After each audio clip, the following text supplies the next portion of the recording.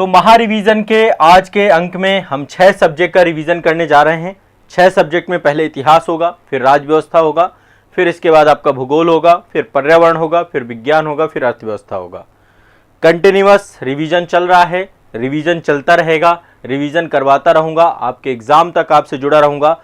जहाँ पर भी जीके जीएस आता है, आईएएस, स्टेट पीसीएस और अन्य कोई भी एग्जाम, चाहे वो एसएससी हो चाहे कोई भी वनडे एग्जाम हो, जहाँ पर भी जीके जीएस आता है उसके लिए ये सबसे बेस्ट क्लास है, क्योंकि ये प्रारंभिक परीक्षा को लेकर मैं इसको प्रॉपर लेकर चल रहा हूँ। ठीक है, सुबह की करंट अफेयर्स की क्लास और शाम की ये आपकी 2 क्लासेस प्रीलिम्स को लेकर के हैं, जहां पे आपका पीटी कवर हो जाएगा। ठीक है, चलिए शुरू करते हैं।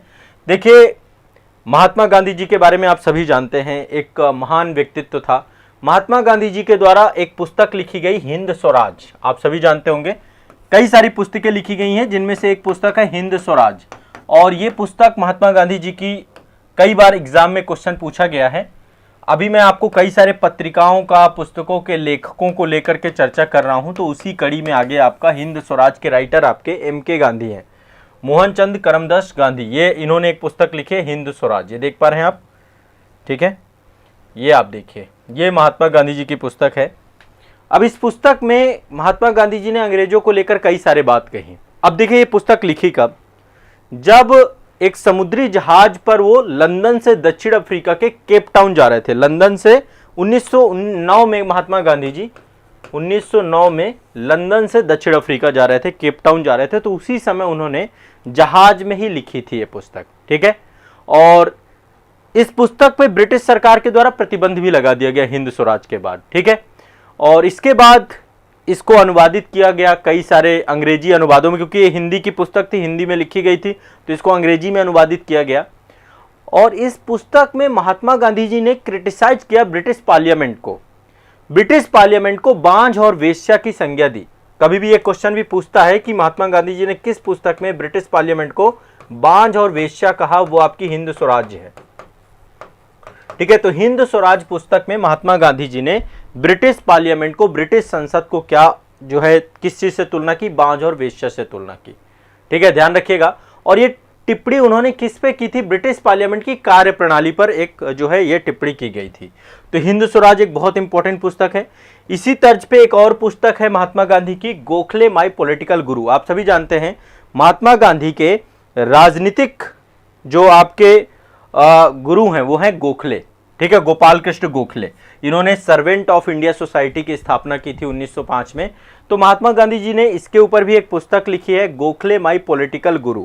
ठीक है, ये आपको पता है, जब महात्मा गांधी जी 9 जनवरी 1915 को वापस आए दक्षिण अफ्रीका से, तो जब वापस आए तो गोखले जी से उनकी मुलाकात हुई, और महात्मा गांधी यहाँ पे जो व्याप्त समस्याएं थी, उन समस्याओं पर राजनीतिक तौर पे प्रवेश चाहते थे कि मैं किसी तरीके से यहाँ की समस्याओं के समाधान पे काम करूं। तो जब महात्मा गांधी यहाँ की समस्याओं पे समाधान पे काम करने लगे, तो गोखले जी ने उनसे कहा कि आप एक बार भारत का दर्शन करिए। ठीक है, भारत दर्शन को लेकर उनको जोड़ने की बात की, और महात्मा गांधी जी ने भारत दर्शन प्रारंभ भी किया, और 2 साल तक भारत दर्शन किया, और इसके बाद जो है वो भारत को अच्छे तरीके से समझ पाए। तो पहले राजनीतिक गुरु के तौर पे महात्मा गांधी के गोपाल कृष्ण गोखले ही थे। ठीक है, तो उन्होंने गोखले पर एक पुस्तक लिखी है, Gokhale my political Guru, MK. Gandhi ji के द्वारा की गई, और इसका प्रकाशन आज़ादी के बाद, बहुत बाद हुआ। 1955 में इसका प्रकाशन हुआ। महात्मा गांधी जी की जब मृत्यु हो जाती है उसके बाद जो 1955 में अहमदाबाद से इनका प्रकाशन किया गया। ठीक है, अब एक पर्सन के बारे में आप सभी जानते होंगे, मुझे नहीं पता आप लोग इनकी इमेज कितनी देखी है, लेकिन ये हैं ईश्वर चंद्र विद्यासागर। आप इस नाम को बहुत अच्छे से परिचित होंगे, जिन्होंने विधवा पुनर्विवाह पे इतने सारे काम किए। ठीक है, महान शिक्षा शास्त्री थे, समाज सुधारक थे, और इन्हीं के प्रयासों से विधवा पुनर्विवाह अधिनियम 1856 पारित हुआ। इन्होंने भी 2 पुस्तकें लिखी हैं, एक लिखी बहुविवाह, दूसरी लिखी है बाल्य विवाहेर दोष। एक तो इन्होंने लिखी है बहुविवाह,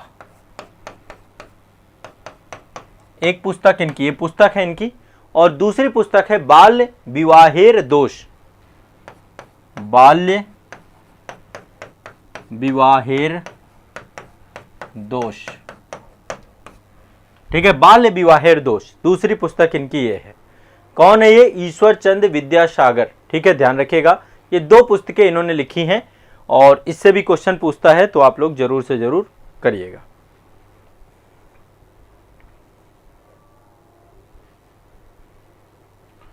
ठीक है, चलिए आगे बढ़ते हैं। नेक्स्ट अगला जो है एक पर्सन है डीके कर्वे। डीके कर्वे के बारे में आप सभी जानते हैं, डीके कर्वे भी विधवा पुनर्विवाह से जुड़े हुए थे। लेकिन जो आप मेरे पीछे एक महान व्यक्तित्व देख रहे हैं, ये है कार्ल मार्क्स। मतलब मुझे लगता है इतिहास में महात्मा गांधी के समकक्ष किसी व्यक्ति को खड़ा किया जा सकता है तो वो कार्ल मार्क्स थे।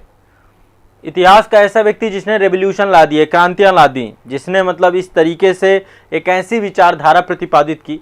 और देखा जाए तो कार्ल मार्क्स हर एक क्षेत्र में एक बहुत बड़े थिंकर के तौर पे हैं। इनके द्वारा एक पुस्तक लिखी गई है दास कैपिटल, दिमाग ही बदल दे, दास कैपिटल। और ये पुस्तक कैपिटलिज्म पर, पूंजीवाद पर एक बहुत बड़ा जो है कुठाराघात करती है और ये समाजवादी विचारधारा से जुड़ी हुई है। तो दास कैपिटल जर्मन भाषा के, ये पहले जर्मन भाषा से जुड़े हुए थे, समाजवादी विचारक थे कार्ल मार्क्स, इनके द्वारा लिखी गई और ये 1867 में प्रकाशित हुई ये पुस्तक। इस पुस्तक के कुछ भाग को बाद में संपादित किया गया फ्रेडरिक एंजल्स के द्वारा। फ्रेडरिक एंजल्स बाद में इस पुस्तक का कुछ अंश प्रकाशित हुआ फ्रेडरिक एंजल्स के द्वारा। ठीक है, अब इसमें पूंजीवादी सिद्धांत की कटु आलोचना की गई, तीखी आलोचना की गई है और इन्होंने अपना समाजवादी सिद्धांत प्रस्तुत किया इसमें। ठीक है, इस सिद्धांत को मार्क्सवाद के नाम से जानते हैं। जो हम कम्युनिज्म की बात करते हैं, साम्यवाद की बात करते हैं, मार्क्सवाद की बात करते हैं, उसमें ये पुस्तक के माध्यम से ही ये निकल के आया था। ठीक है, तो ये भी ध्यान रखिएगा। इन्होंने एक जो है मार्क्सवाद विचारधारा को किया। आगे चल के इस पुस्तक को फ्रेडरिक एंजल के द्वारा प्रकाशित किया गया था। इनके मित्र और सहयोगी थे, ये मैंने आपको बताया। इसके दूसरे और तीसरे खंड का संपादन दास कैपिटल के फ्रेडरिक एंजल ने किया था। ये नाम यदि आप लोगों को पता हो, ये एक बहुत ही महान व्यक्तित्व है। यहाँ पे इमेज जो मैं दिखाता हूँ ना, इसके पीछे मेरा यही रहता है कि कम से कम इन व्यक्तित्वों के चेहरे को आप समझिए। ये कौन है? ये बहुत ही महान व्यक्तित्व हैं, बंकिम चंद्र चटर्जी हैं आपके। ठीक है, बंकिम चंद्र चटर्जी ने एक प्रसिद्ध जो है एक उपन्यास लिखा आनंद मठ। आनंद मठ, ठीक है, आनंद मठ को बंगाली देशभक्ति की बाइबिल भी कहा जाता है। क्या बोला जाता है? बंगाली देशभक्ति की बाइबिल भी कहा जाता है। इस पुस्तक का कथानक जो है वो सन्यासी विद्रोह से जुड़ा हुआ है। ये क्वेश्चन भी कई बार पूछा जाता है कि किस पुस्तक का कथानक जो है सन्यासी विद्रोह से जुड़ा हुआ है, तो आपकी आनंद मठ ही है। ठीक है, और इनके द्वारा ही वंदे मातरम जो भारत का राष्ट्रगीत है, इन्हीं के द्वारा जो है ये गीत लिखा गया। ठीक है, बंगाली देशभक्ति की बाइबिल भी कहा जाता है और सन्यासी विद्रोह पे आधारित है आपकी आनंद मठ। ठीक है, ध्यान रखिएगा। क्लियर, स्पष्ट है?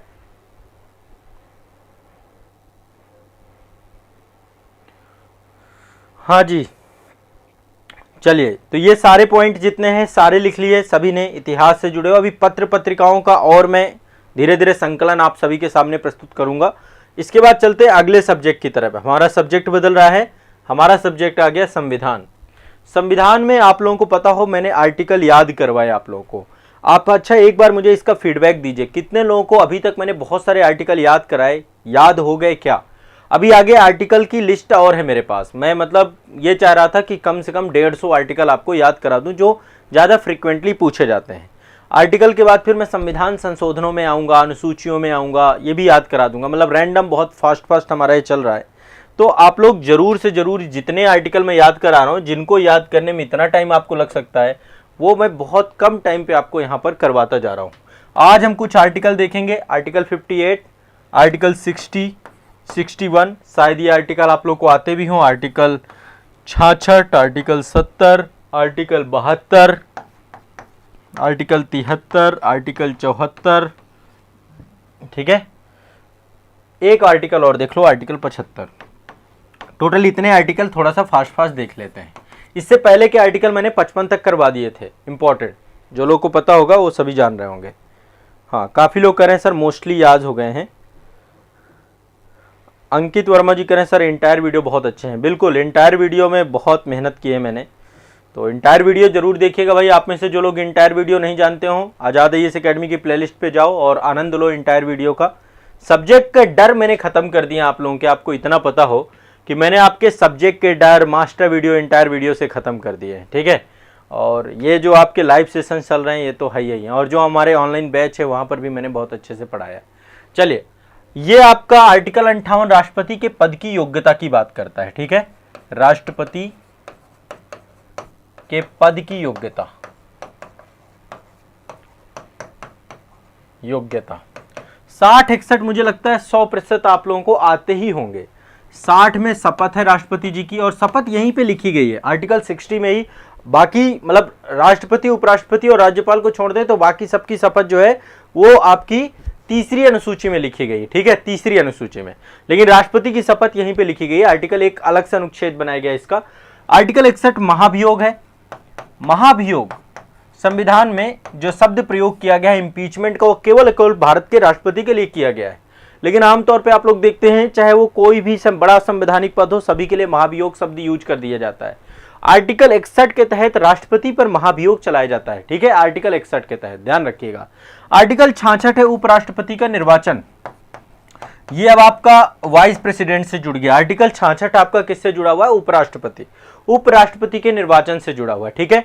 आर्टिकल 70 के तहत ये बोला जाता है कि यदि कोई आकस्मिक स्थिति बनती है तो राष्ट्रपति के कृत्यों का निर्वहन कौन करेंगे? उपराष्ट्रपति करेंगे। तो राष्ट्रपति के कृत्यों का निर्वहन आकस्मिक स्थिति में, कृत्यों का निर्वहन। पर एक चीज ध्यान रखिएगा, किसी भी स्थिति में भारत में यदि कभी राष्ट्रपति की जगह उपराष्ट्रपति आ जाते हैं तो किसी भी स्थिति में 6 महीने से ज्यादा नहीं रहेंगे। 6 महीने के अंदर अंदर या तो नए राष्ट्रपति आ जाएंगे, है ना, 6 मंथ मैक्सिमम अवधि है। ये चीज अमेरिका में जस्ट अलग है। अमेरिका में क्या होता है, यदि राष्ट्रपति किसी कारणवश कोई आकस्मिक दुर्घटना हो जाती है तो राष्ट्रपति की जगह उपराष्ट्रपति शेष टेन्योर तक काम करते हैं। लेकिन भारत में ऐसी स्थिति नहीं है। तो आर्टिकल 70 इसको डिफाइन करता है। आर्टिकल 72 फिर से राष्ट्रपति से जुड़ जाता है। आप सभी जानते हैं कि राष्ट्रपति की कई मामलों पर दंडादेश के निलंबन की, परिहार की, लघुकरण की शक्ति है। तो ये राष्ट्रपति की क्षमा की शक्ति है, क्षमा की शक्ति, राष्ट्रपति की क्षमादान की शक्ति है। आर्टिकल 72। आर्टिकल 73 है संघ की कार्यपालिका शक्ति का विस्तार, संघ की कार्यपालिका शक्ति का विस्तार, का विस्तार। राष्ट्र संघ की कार्यपालिका शक्ति का विस्तार लिखा हुआ है आर्टिकल 73 में। आर्टिकल 74 क्या है? मंत्री परिषद की बात करता है। मंत्री परिषद, राष्ट्रपति को सहायता और सलाह देने के लिए एक मंत्री परिषद होगी, ठीक है। और आर्टिकल 75 यह कहता है कि राष्ट्रपति प्रधानमंत्री की नियुक्ति करेगा। प्रधानमंत्री की नियुक्ति की बात है। पहले राष्ट्रपति क्या करेगा? प्रधानमंत्री की नियुक्ति करेगा, ठीक है, और प्रधानमंत्री की सलाह से अन्य मंत्रियों की नियुक्ति करेगा, चाहे वो कैबिनेट मंत्री हो चाहे जो भी हो, ठीक है। तो आर्टिकल 75 प्रधानमंत्री की नियुक्ति को लेकर के भी प्रोविजन है यहां पर, ठीक है। अब आपको इतने आर्टिकल याद हो जाने चाहिए सभी बच्चों को। देखो कितना फास्ट फॉरवर्ड हमने कितने आर्टिकल देख लिए। राष्ट्रपति के पद की योग्यता 58, 60 शपथ, 61 महाभियोग सभी जानते हैं, 66 उपराष्ट्रपति का निर्वाचन, 70 राष्ट्रपति के कृत्यों का निर्वहन उपराष्ट्रपति के द्वारा, 72 राष्ट्रपति के क्षमादान की शक्ति, 73 संघ की कार्यपालिका शक्ति का विस्तार।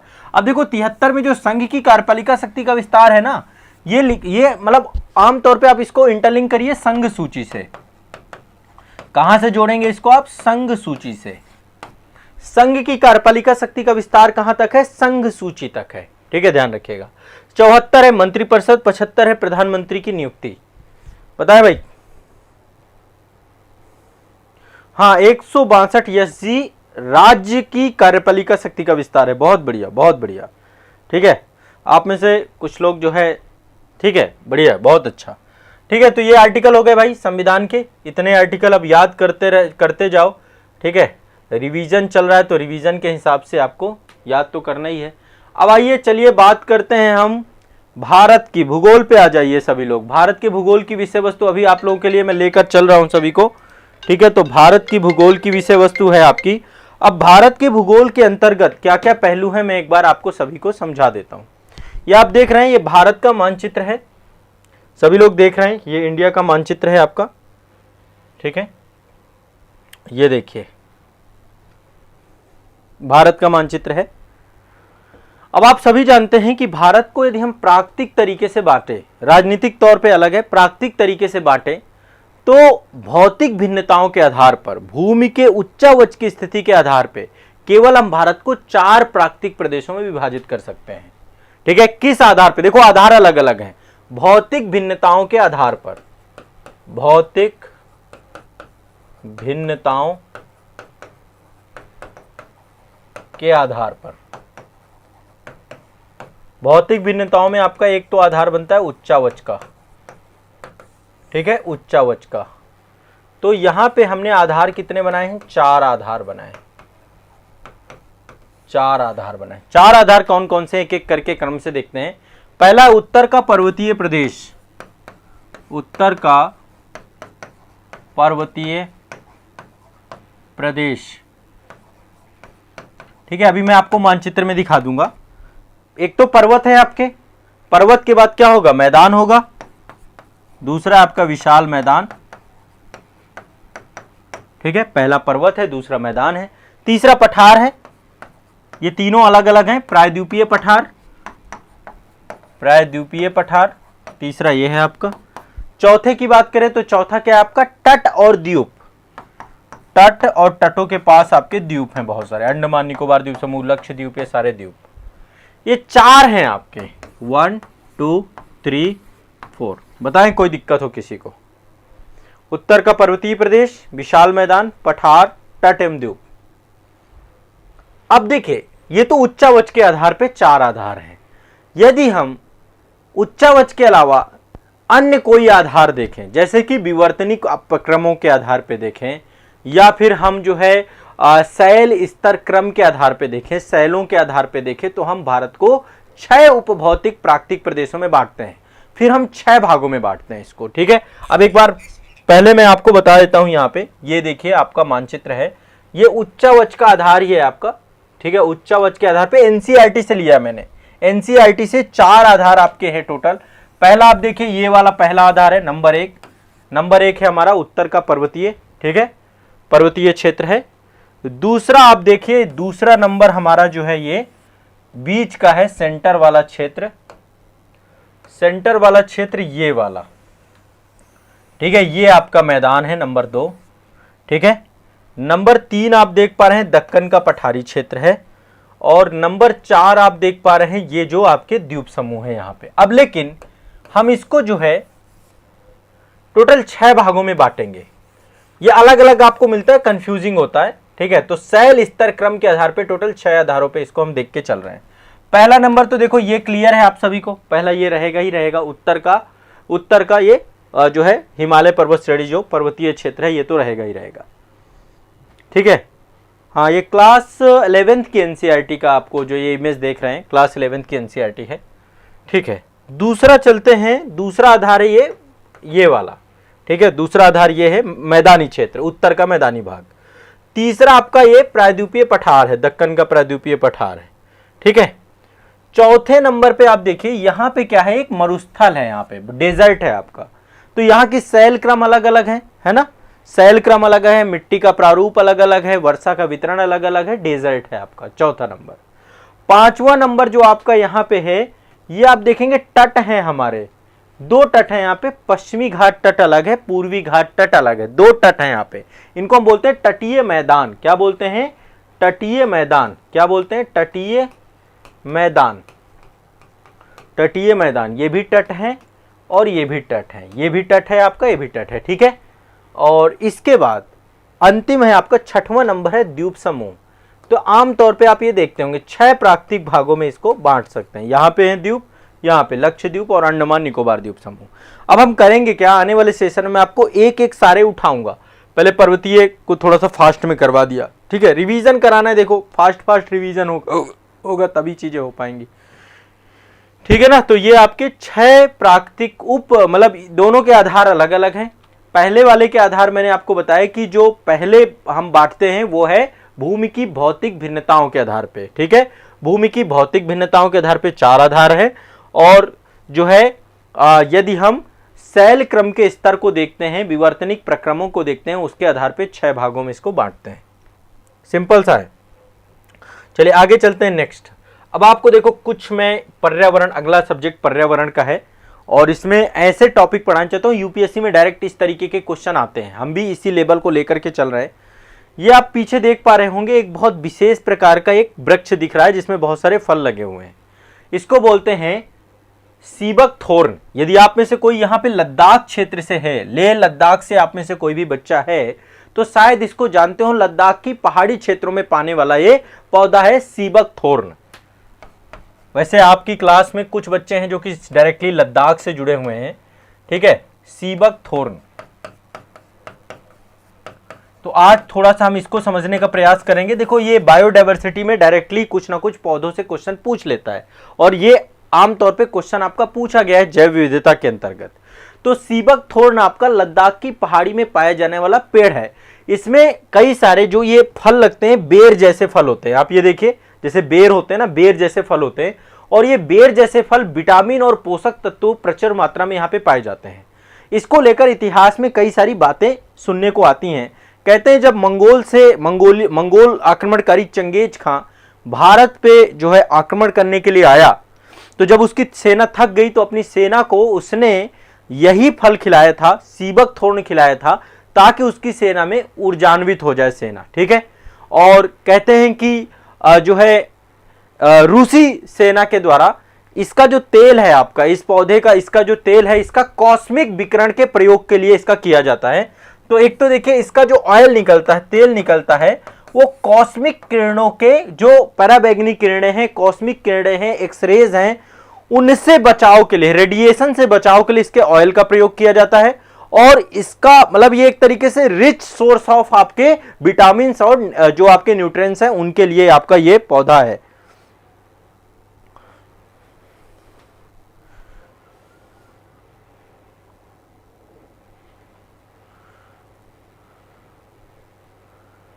ठीक है, खजूर का पेड़ नहीं है बेटा, ये खजूर नहीं है, ये सीबक थोर्न है। ये आप लोग लिख लीजिएगा क्योंकि इससे क्वेश्चन पूछा गया, सीबक थोर्न, ठीक है, ध्यान रखिएगा।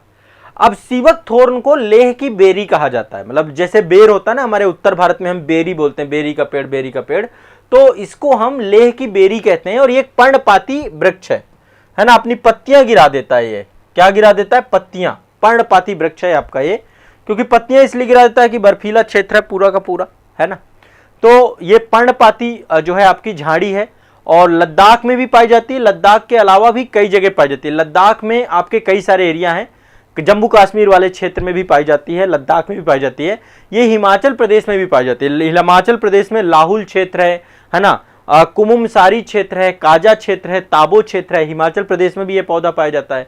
ये आपका सिक्किम में भी पौधा पाया जाता है, मतलब जहां पे बर्फीला क्षेत्र है, उत्तराखंड में भी ये पौधा पाया जाता है। तो ये भारत के कई सारे क्षेत्रों में ये पौधा पाया जाता है, ठीक है। नाम देखिए कौन कौन, लद्दाख में, जम्मू कश्मीर में, ठीक है, सिक्किम में, हिमाचल प्रदेश में, उत्तराखंड में, अरुणाचल प्रदेश में, यहाँ पे पाया जाता है। और इस पौधे के सारे जो है आपके सारे के सारे पत्ती, फल, जड़, कांटे, ये सब उपयोगी होते हैं, सब कुछ उपयोगी है, ठीक है। इससे औषधि निर्माण भी किया जाता है, पोषण की पूर्ति भी की जाती है, ईंधन भी प्राप्त किया जाता है। ये इन्वायरमेंट प्रोटेक्शन पे बहुत इंपॉर्टेंट है। बाढ़ आदि लगाना है तो बाढ़ आदि लगाने में भी इसका प्रयोग किया जाता है ना, चारों तरफ से बाढ़ या फेंसिंग करनी है तो उसमें भी ध्यान रखना है इसको, ठीक है। और ये नाइट्रोजन स्थिरीकरण में भी बहुत इंपॉर्टेंट होता है ये पौधा, नाइट्रोजन स्थिरीकरण में भी ये पौधा बहुत ही सहायक होता है। तो शीत मरुस्थल का, जहां पे बर्फ है, कोल्ड डेजर्ट है, उसके नियंत्रण के लिए एक आदर्श पौधा है ये, ठीक है। उच्च ऊंचाई वाले पर्वतीय क्षेत्रों में उगने की क्षमता रखता है आपका ये, ठीक है। ये उच्च ऊंचाई वाले क्षेत्रों में उगने की क्षमता रखता है। इसका नाम है सीबक थोर्न। क्या नाम है? सीबक थोर्न। क्या नाम है इसका? सीबक थोर्न। क्लियर है, स्पष्ट है सभी को? सीबक थोर्न, सभी लोग क्लियर हैं, ठीक है। ये एक जो है इंपॉर्टेंट है, आप लोगों ने पढ़ लिया होगा। बिल्कुल मोहम्मद हुसैन जी, इससे क्वेश्चन पूछा जा चुका है, मतलब ये ऐसा नहीं मैं बोल रहा हूं कि इससे क्वेश्चन नहीं पूछा गया, ये आमतौर पे क्वेश्चन पूछे जा चुके हैं। आप एक बार previous year question paper UPSC को उठा के देखिएगा, आपको क्वेश्चन के वो मिलेंगे, तो इसलिए आपको पता होना चाहिए। अब चलिए मैं आज आपको एक और चीज बताता हूं। एक जो हमारे जीव जंतु हैं, देखिए प्रकृति ने उनको सब कुछ दिया है, इनमें एक विशेष प्रकार की जो है क्षमता पाई जाती है जिसको हम बोलते हैं शीत निष्क्रियता। ये टॉपिक आपका बायोडाइवर्सिटी में बहुत इंपॉर्टेंट है, इसको हम इंग्लिश में बोलते हैं हाइपरनेशन। हो सकता है आप में से कुछ लोग जानते हो हाइपरनेशन। देखिए बहुत सारे प्राणी ऐसे हैं जो गर्म ब्लड के होते हैं, वार्म ब्लडेड होते हैं, ठीक है, और कुछ ऐसे भी होते हैं जो कोल्ड ब्लडेड होते हैं, मतलब कुछ ऐसे होते हैं जो जिनका ब्लड जो है गर्म होता है, गर्म रक्त के प्राणी होते हैं, कुछ आपके ठंडे रक्त के प्राणी हैं। दोनों प्रकार के प्राणी पाए जाते हैं, ठीक है। अब समस्या किनके साथ आती है? समस्या आती है जो वार्म ब्लडेड है ना। वार्म ब्लडेड जितने भी जीव हैं, जैसे मैं कुछ एग्जांपल देता हूं, भालू, आप यहां पे देख रहे हैं, भालू आप देख पा रहे होंगे, है ना, भालू है, गिलहरी है, चमगादड़ है, बहुत सारे, है ना। अब इनके साथ क्या होता है कि जो इनका भोजन है वो सर्दियों में क्या होता है, नहीं होता है। सर्दियों में, अब क्योंकि हमारे यहाँ पर भी आप देखिए जैसे जैसे ऋतु परिवर्तन होता है, बहुत सारे, क्योंकि ये सब शाकाहारी पौधे हैं, शाकाहारी पशु हैं, है ना, गिलहरी भी शाकाहारी होती है, भालू भी शाकाहारी है आपका, ठीक है। तो और कई सारे कीट बच्ची चमगादड़ होते हैं, तो सर्दियों में इनका भोजन इनको मिल नहीं पाता है, ठीक है। अब जब इनको सर्दियों में भोजन नहीं मिल पाता है, क्योंकि वो भोजन जो इनका है वो गर्म मौसम से जुड़ा हुआ है पूरा का पूरा, तो ये फिर शीत निष्क्रियता का स्वरूप अपनाते हैं। शीत निष्क्रियता को हम क्या बोलते हैं? हाइपरनेशन। ये हाइपरनेशन की प्रक्रिया को अपनाते हैं। देख पा रहे हैं ये जितने भी जीव आप देख पा रहे हैं, ज्यादातर जीव ये सारे हाइपर है। बहुत सारे पंछी भी होते हैं जो कि शीत निष्क्रियता का फायदा वो उठाते हैं। अब शीत निष्क्रियता में होता क्या है, देखिए आमतौर पे, अब चूंकि आपको पता है कि बाहर ठंड बहुत ज्यादा होती है, एनवायरनमेंट बहुत ज्यादा ठंडा हो जाता है, ठीक है। नहीं, शीत निष्क्रियता का मतलब नहीं कि सोने चले जाते हैं। शीत निष्क्रियता का मतलब सोने से नहीं है कि शीत निष्क्रियता का मतलब सो जाते हैं। हाइपरनेशन सोने की प्रक्रिया नहीं है। क्या प्रक्रिया, आप ये समझिए। शीत निष्क्रियता में क्या होता है, चूंकि बाहर का टेम्परेचर बहुत कम हो जाता है, अब ये वार्म ब्लडेड है, मतलब गर्म खून के जो है प्राणी है, तो ये भी क्या करते हैं, ये शीत निष्क्रियता के अंतर्गत ये भी अपना टेम्परेचर गिरा लेते हैं, ठीक है। जैसे मान लीजिए जो जहां पे भी ये रहते हैं, बहुत सारे अपना जो है घोंसला बना के रहते हैं, है ना, चाहे वो पेड़ों में घोंसला बनाए, चाहे वो, है ना, जैसे खरगोश है, ये सारे ज्यादातर आपके ऐसे जीव हैं जो कि शाकाहारी हैं, है ना। तो ये करते क्या हैं कि ये अपने बॉडी का टेम्परेचर उसको गिरा के किसके बराबर कर देते हैं, जो इनके आसपास का आवास स्थल है, क्योंकि बाहर का टेम्परेचर काफी कम है, तो ये अपने बॉडी का भी टेम्परेचर गिरा देते हैं, ठीक है। जैसे ही अपने बॉडी का टेम्परेचर गिराते हैं तो इनका श्वसन प्रक्रिया मंद हो जाती है, मतलब कम हो जाती है श्वसन प्रक्रिया, ठीक है। इनका जो मेटाबॉलिज्म है, उपापचय की क्रिया है, वो भी घट जाती है, और ये बॉडी में जो इनके फैट कंज्यूम होता है, उसी फैट के सहारे ये जीवन पूरा जीते हैं, ठीक है। इनके शरीर में जितना भी वसा का संचय होता है उसको ही ये कंज्यूम कर करके पूरा का पूरा ऋतु निकाल देते हैं वो। इसी को हाइपरनेशन की प्रक्रिया बोलते हैं। मेरे ख्याल से अब समझ गए होंगे आप लोग हाइपरनेशन क्या है। जो भी जीव हाइपरनेशन की प्रक्रिया से जुड़े हुए हैं, ये अपने बॉडी का टेम्परेचर अपने आवास स्थल के टेम्परेचर के बराबर गिरा देते हैं, और गिराने के परिणाम स्वरूप जो है ये, ठीक है। तो ये हाइपरनेशन की प्रक्रिया समझ गए सभी लोग। हाँ, अभिषेक कुमार जी ने बहुत बढ़िया बात कही, काफी समय तक बिना खाए पिए एक ही स्थान पर निष्क्रिय रूप से पड़े रहना हाइपरनेशन है। बहुत बढ़िया, बहुत बढ़िया, बहुत शानदार बात कही है इन्होंने। और आप देखिए फिर ये पूरी तरीके से ऐसे अपना जो है टाइम निकालते रहते हैं, है ना। भालू को देखेंगे, और ये अपने भोजन भी इकट्ठा करते हैं, ऐसा नहीं कि भोजन इकट्ठा नहीं करते। भालू शहद खाता है ज्यादातर, है ना, तो ये भी अपना शहद भी खाता है। वो दीमक के जो बड़े बड़े वो लग जाते हैं उनको भी खाता है ये, है ना।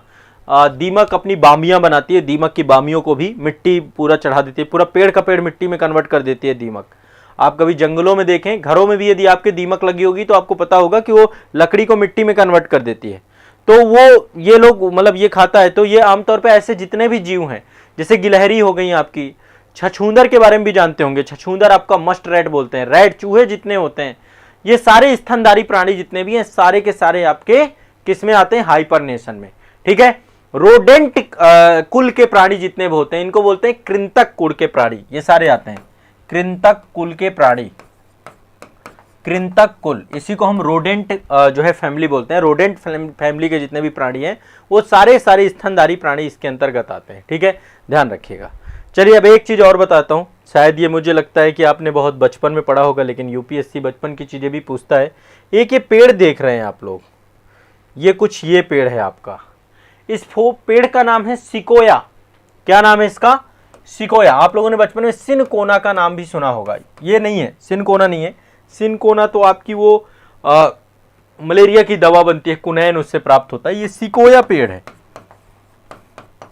सिकोया पेड़ है आपका। सिकोया पेड़ भारत में नहीं पाया जाता, ये संयुक्त राज्य अमेरिका के उत्तरी कैलिफोर्निया में पाया जाता है। कहां पाया जाता है? देखिए काफी हाइट होती है इसकी, और ये देखिए इस पेड़ की हाइट काफी लंबा है, काफी बड़ा पेड़ है आपका ये। ठीक है, सिनकोया। ठीक है, सिनकोया करके इसका नाम है। तो ये पेड़ विश्व का सबसे लंबा जीवित रहने वाला पेड़ है। ये भी यूपीएससी ने क्वेश्चन पूछा है। ठीक है, लंबाई इसकी कितनी होती है पता है आपको? 115.5 मीटर होती है। लगभग 116 मीटर के आसपास हाइट वाला ये पेड़ है आपका। 115.5 मीटर की हाइट होती है इस पेड़ की। ठीक है, ये विश्व का सबसे लंबा जीवित रहने वाला पेड़ है। ठीक है, सबसे लंबा जीवित रहने वाला पेड़ है, संयुक्त राज्य अमेरिका के कैलिफोर्निया में पाया जाता है। ठीक है, इससे भी एक बार प्रश्न आ चुका है, ये भी आप ध्यान रखिएगा। भुजबीर सिंह जी कह रहे हैं, हेलो सर, आपका नाम तो सुना था बट आज पहली बार क्लास लेने आया हूं। Good evening. Good evening, most welcome Bhujbir Singh ji, बहुत बहुत स्वागत है आपका।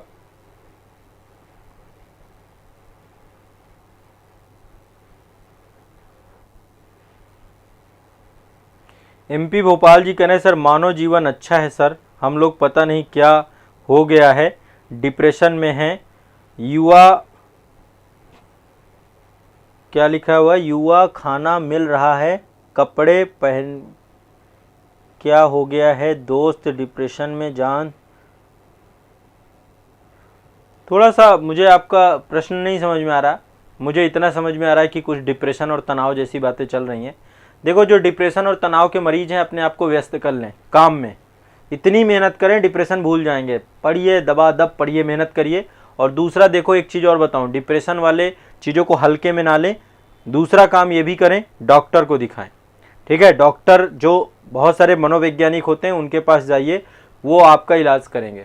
ठीक है, कई बार डिप्रेशन को हम हल्के में ले लेते हैं, बहुत गंभीर बीमारी आज के टाइम पे बनती जा रही है। और दूसरा, व्यस्त रखिए अपने आप को, अकेले रखेंगे, काम नहीं रखेंगे तो धीरे धीरे डिप्रेशन में ही जाएंगे। बिजी कर लीजिए, इतना मेहनत करिए, इतना पूरा ऐसा हो जाए उल्टा जो है शरीर से पसीना उल्टा भागने लग जाए, फिर देखिए कोई डिप्रेशन ऑपरेशन नहीं। और दूसरा, डॉक्टर को भी जरूर एक बार जरूर दिखाएं। ठीक है, चलिए आगे चलते हैं, क्योंकि फिर बहुत सारे उसके लक्षण भी होते हैं, नींद आनी बंद हो जाती है। ये आप देखिए, ये मैं आपको विज्ञान में अभी कई सारे ऐसे मशीनें बता रहा हूँ, उपकरण बता रहा हूँ और उनके प्रयोग बता रहा हूँ। ये आप देख रहे होंगे, ये आप लोगों ने देखा होगा, विद्युत उपकरणों में लगा होता है, रेडियो में लगा रहता था सबसे ज़्यादा। ये है पोटेंशियोमीटर। पोटेंशियोमीटर है आपका ये कौन सा उपकरण है? पोटेंशियोमीटर। पोटेंशियोमीटर का काम क्या होता है? पोटेंशियोमीटर किसी भी सेल के इलेक्ट्रोमोटिव फोर्स का मापन करता है। क्या करता है ये? ईएमएफ, इलेक्ट्रोमोटिव फोर्स का मापन करने का काम करता है आपका पोटेंशियोमीटर। क्या करता है? ईएमएफ। ठीक है, इलेक्ट्रोमोटिव फोर्स का मापन करने वाला उपकरण पोटेंशियोमीटर कहलाता है। ठीक है, क्लियर है भाई सभी लोगों को? पोटेंशियोमीटर क्या है आपका?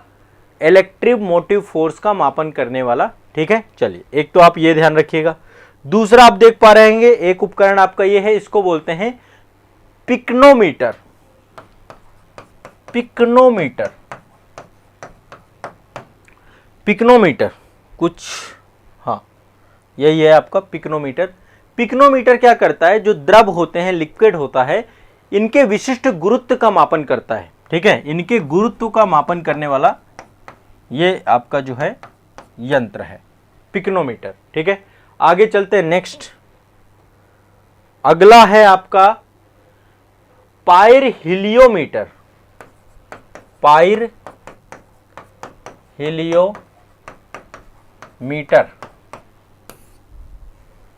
ठीक है। पायर हिलियोमीटर ये सौर विकिरण का मापन करता है। किसका मापन करता है? सौर विकिरण का मापन करता है, का मापन करता है। सौर विकिरण का मापन करने वाला यंत्र पायर हिलियोमीटर है, ठीक है, पायर हिलियोमीटर है। नेक्स्ट अगला चलते हैं। अगला है आपका, इसको आपने कोविड के टाइम पीरियड पे बहुत देखा होगा, लेकिन आप लोगों को पता नहीं होगा, आपको लगता होगा ये नॉर्मल जो है थर्मामीटर है। थर्मामीटर नहीं, आपका पायरोमीटर है। इसको बोलते हैं पायरोमीटर। क्या बोलते हैं इसको? पायरोमीटर। पायरोमीटर उच्च तापमान में मापन करने में प्रयुक्त होने वाला उपकरण है। क्या है? उच्च तापमान का मापन करने वाला उपकरण आपका पायरोमीटर के तौर पे आता है, ठीक है। पायरोमीटर आपका उच्च तापमान उपकरण करता है, ठीक है। तो आपने कोविड में देखा था, लगातार सभी का टेम्परेचर मापते थे। नेक्स्ट है आपका साइक्रोमीटर। साइक्रोमीटर, साइक्रोमीटर का काम क्या होता है? यह सापेक्षिक आर्द्रता का मापन करता है, ठीक है। सापेक्षिक आर्द्रता का मापन करने का काम साइक्रोमीटर करता है, ठीक है। रितेश तिवारी जी कह रहे सर मैं भी नया हूं, लेकिन मेरा नाम नहीं ले रहे हैं सर आप। मुझे लगता है कि न्यू वाले से बात नहीं करते हैं क्या? देखो मेरे लिए कोई नया पुराना नहीं है ना। ये तो पहचान की बात होती है कि आज आप आए और धीरे धीरे फिर एक जो है एक दो बार में, अब देखो सबके नाम नहीं ले सकता मैं यहाँ पे। मेरे लिए सब बराबर हो आप लोग, कोई भी मेरे लिए नया नहीं है पुराना नहीं है, मेरे लिए सब बराबर है। कुछ हमारे जो स्टूडेंट है जो लगातार जुड़े हुए हैं और कुछ हैं, सभी का स्वागत है। जो पुराने हैं वो रेगुलर हैं, कंटिन्यूअस हैं, मेहनत कर रहे हैं साथ में, और मैं उनके साथ कर रहा हूँ। तो आप भी रेगुलर हो जाइए धीरे धीरे सब साथ में, है ना। मुलाकात ऐसा कुछ नहीं है कि मैं नए वालों के साथ कोई भेदभाव करता हूँ, ऐसा कुछ नहीं है, ठीक है। ये आपका साइक्रोमीटर है, ये सापेक्षिक आर्द्रता का मापन करता है। नेक्स्ट अगला देखते हैं, ये वर्षा मापी यंत्र है, इसको हम बोलते हैं रेन गेज। रेन गेज ये वर्षा का मापन करता है, ठीक है। बर्फ पड़ती है, ओला पड़ता है, ठीक है, वर्षा होती है, उसका मापन करने वाला ये मीटर है आपका, ठीक है। वर्षा का मापन यूडोमीटर है, प्लूवियोमीटर है और ओम्ब्रोमीटर है।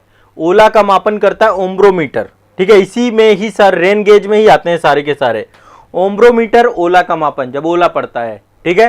प्लुम्बिरियोमीटर जो है इसको मतलब इनको ये बोलते हैं प्लुम्बिरियोमीटर, ओम्ब्रोमीटर, रेन गेज भी बोलते हैं, यूडोमीटर भी बोलते हैं, और ये वर्षा बर्फ ओला इन सब का मापन करने वाला उपकरण है, ठीक है।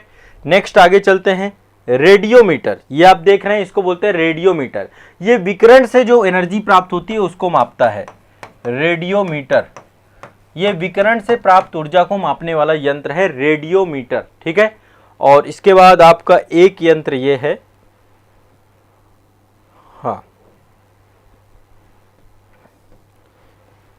हाँ ये है आपका एक यंत्र,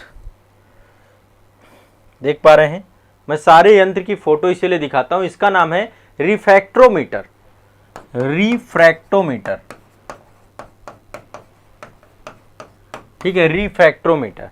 रिफ्रैक्ट्रोमीटर का नाम है जो आपका रिफ्लेक्शन होता है, अपवर्तनांक होता है, उसको नापने का काम करता है ये, ठीक है। अपवर्तनांक को नापने का काम करता है, रिफ्रैक्शन को नापने का काम करता है। तो अपवर्तनांक का मापन कौन करता है? रिफ्रैक्ट्रोमीटर। कौन करता है? रिफ्रैक्ट्रोमीटर, ठीक है। इसके बाद अगला है आपका सेलिनोमीटर। सेलिनोमीटर ये आप देख पा रहे हैं, सेलिनोमीटर। सेलिनोमीटर किसी भी विलयन की लवणता का मापन करता है, ठीक है। ये किसका मापन करता है? लवणता का।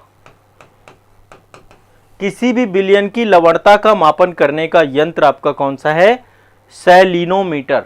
ध्यान रखिएगा, सेलिनोमीटर जो है विलयन की, ठीक है। चलिए, तो ये आपके जो है विज्ञान से जुड़े हुए थे। अब लास्ट एक बार फिर से आ जाते हैं हम लोग अर्थव्यवस्था से। देखो अर्थव्यवस्था में भी कई सारी जो है आपकी पुस्तकें हैं, तो मैं आज कुछ अर्थव्यवस्था की कुछ प्रमुख पुस्तकों के बारे में आपको बताना चाहता हूँ, और इन पुस्तकों से हमें अर्थव्यवस्था के बारे में एक सामान्य समझ विकसित होती है।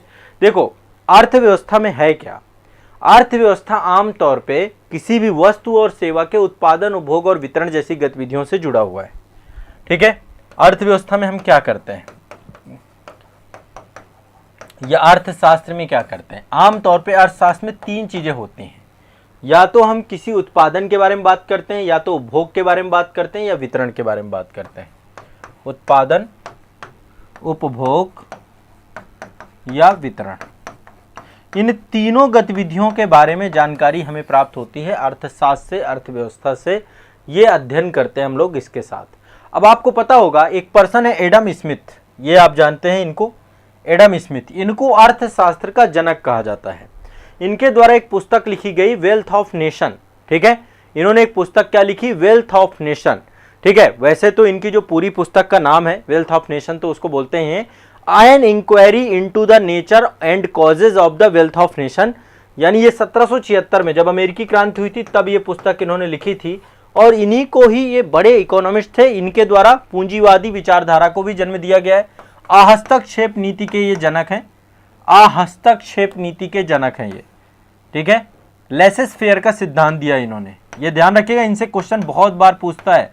आहस्तक्षेप की नीति या फिर इसको हम बोलते हैं लेसेस फेयर का सिद्धांत। इनकी पुस्तक है वेल्थ ऑफ नेशन। ये पुस्तक को आप रट के रखिएगा। हस्तक्षेप की नीति का सिद्धांत के जनक कौन है, आपके एडम स्मिथ हैं। कौन है आपके, एडम स्मिथ हैं। Wealth of nation Adam Smith के द्वारा पुस्तकें लिखी गई है, ठीक है। और 1776 में इन्होंने पुस्तक लिखी an inquiry into the nature and causes of the wealth of nation, ये पुस्तक लिखी। और इसमें इन्होंने, इसको हम धन का, इन्होंने अर्थशास्त्र के बारे में बोला कि धन का विज्ञान है। अर्थशास्त्र को इन्होंने क्या टर्म्स दिया, इन्होंने कहा अर्थशास्त्र धन का विज्ञान है, धन का विज्ञान है। तो जैसे आपके एडम स्मिथ थे बड़े इकोनॉमिस्ट, वैसे ही एक इकोनॉमिस्ट ये भी रहे, कार्ल मार्क्स। कार्ल मार्क्स के बारे में मैंने आपको बताया ही कि कार्ल मार्क्स ने दास कैपिटल पुस्तक लिखी है, अभी डिस्कशन हुआ था हमारा। और इन्होंने समाजवादी विचारधारा को लेकर के इस पुस्तक में जो है सोशलिस्ट समाजवादी विचारधारा, मार्क्सवादी विचारधारा को लेकर काम किया। समाजवादी अर्थव्यवस्था यहीं से निकल के आती है, ठीक है। वेल्थ ऑफ नेशन मैंने आपको बताई, एडम स्मिथ ने लिखा है। अब इसके अलावा और भी बहुत सारे आपके जो है इकोनॉमिस्ट हैं, आप, मैं चाहता हूं इनके नाम भी लिख लीजिएगा।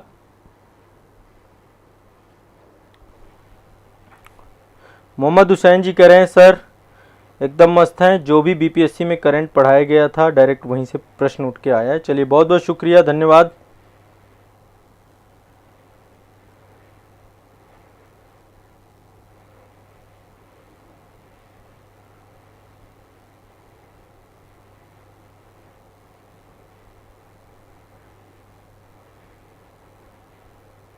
देखो क्लास का टाइमिंग, यदि आपको छुट्टी नहीं बताई जाती तो क्लास अपने टाइम पे होगी, ठीक है। क्लास के टाइम मैंने बता दी है, टाइम पे होगी। अब तो मैं बिल्कुल रेगुलर टाइम पे आपको मिलूंगा, ठीक है। तो आप लोग क्लास को लेकर, इनके बारे में शायद आप नहीं जानते हो, आप लोग देख लीजिएगा। ये पॉल एस सैमुअल्सन है। कौन है, पॉल एस सैमुअल्सन। इन्होंने भी एक पुस्तक लिखी है, फाउंडेशन ऑफ इकोनॉमिस्ट एनालिसिस। इन्होंने पुस्तक लिखी है फाउंडेशंस ऑफ इकोनॉमिक एनालिसिस, पुस्तक पॉल ए सैमुअल्सन की है, ठीक है। इनके द्वारा पुस्तक लिखी गई है। इसके बाद अगला चलते हैं, नेक्स्ट अगले जो हैं आपके ये जेएम कीन्स हैं, बहुत बड़े इकोनॉमिस्ट हैं आपके ये जेएम कीन्स। जेएम कीन्स ने 2 पुस्तकें लिखी हैं। जनरल थ्योरी ऑफ एम्प्लॉयमेंट के लिए लिखा है इन्होंने, जनरल थ्योरी ऑफ एम्प्लॉयमेंट इनके द्वारा लिखी गई है। और दूसरी पुस्तक इन्होंने लिखी है how to pay for the वार, ठीक है। जेएम कीन्स के द्वारा पुस्तक लिखी गई है हाउ टू पे द फॉर पे द वार, ठीक है। 2 पुस्तकें इनकी, पहली है जनरल थ्योरी ऑफ एम्प्लॉयमेंट, दूसरी है how to pay for the war, how to pay for the war. ये 2 पुस्तकें लिखी गई हैं, ध्यान रखिएगा। एक ये है आपके, अगले जो है इनका नाम है एल रॉबिन्सन, ये भी आपके एक इकोनॉमिस्ट हैं। एल रॉबिन्सन ने पुस्तक लिखी है nature and significance of economic science, ठीक है। सारी विज्ञान इकोनॉमी की पुस्तकें हैं और इन पुस्तकों से ही इकोनॉमी का जो है बहुत बेसिक फंडामेंटल्स क्रिएट हुए हैं जितने भी हैं, ठीक है। और लास्ट पुस्तक है, एक इकोनॉमिस्ट हैं आपके अल्फ्रेड मार्शल। अल्फ्रेड मार्शल ने एक बहुत ही फेमस पुस्तक लिखी है प्रिंसिपल ऑफ इकोनॉमिक, ठीक है। प्रिंसिपल ऑफ इकोनॉमिक्स आपके इनके द्वारा लिखी गई, अल्फ्रेड मार्शल के द्वारा। इन पुस्तकों से कई बार क्वेश्चन पूछे जा चुके हैं, आपको मैच द फॉलोइंग में क्वेश्चन पूछे जाएंगे। तो अल्फ्रेड मार्शल ने कौन सी लिखी है, principle of economics, Alfred Marshall के द्वारा लिखी गई पुस्तक है। ये आपके जो है एल रॉबिन्सन है, इनके द्वारा nature and significance of economic science लिखी गई है। जेएम कीन्स के द्वारा 2 पुस्तकें लिखी गई हैं। पहली पुस्तक आपकी है जनरल थ्योरी ऑफ एम्प्लॉयमेंट और दूसरी पुस्तक इनकी है how to pay for the वार, ठीक है। ये 2 पुस्तकें इन्होंने लिखी हैं। इनके बारे में बताया था मैंने, पॉल ए सैमुअल्सन है, फाउंडेशन ऑफ इकोनॉमिक एनालिसिस इन्होंने लिखी है। और एडम स्मिथ ने वेल्थ ऑफ नेशन लिखी है और ये दास कैपिटल इनके द्वारा लिखी गई है। ठीक है, तो ये प्रमुख इकोनॉमिस्ट हैं और इनके द्वारा कई सारी पुस्तकें लिखी गई हैं और इन्हीं से अर्थव्यवस्था से, अर्थशास्त्र से जुड़े हुए बहुत सारे सिद्धांत निकल के आए हैं जो आने वाली क्लासेस में हम पढ़ने वाले हैं सभी को लेकर के।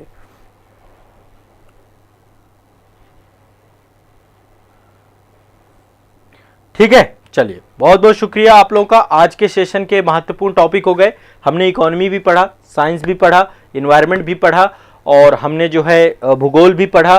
भूगोल के साथ साथ हमने जो है विज्ञान, संविधान भी पढ़ा और इतिहास भी पढ़ा। ये सारे 6 सब्जेक्ट का समुच्चय ही महारिवीजन कहलाता है ना। और यदि आप एक क्लास से देखते जाएंगे तो पीटी एक समय बाद आपके लिए बड़ा खिलवाड़ सा हो जाएगा, बहुत ज़्यादा टेंशन लेने की ज़रूरत नहीं रहेगी। प्रीलिम्स में मैं आपको फैक्ट सारे कवर करा दूंगा, कुछ भी नहीं छोड़ूंगा। ठीक है, तो ध्यान रखिएगा ये सभी, इसको रिवाइज करिए, जितना पढ़ाता जाऊँ रिवीजन मस्ट है, रिवीजन करते जाइएगा। ठीक है, चलिए।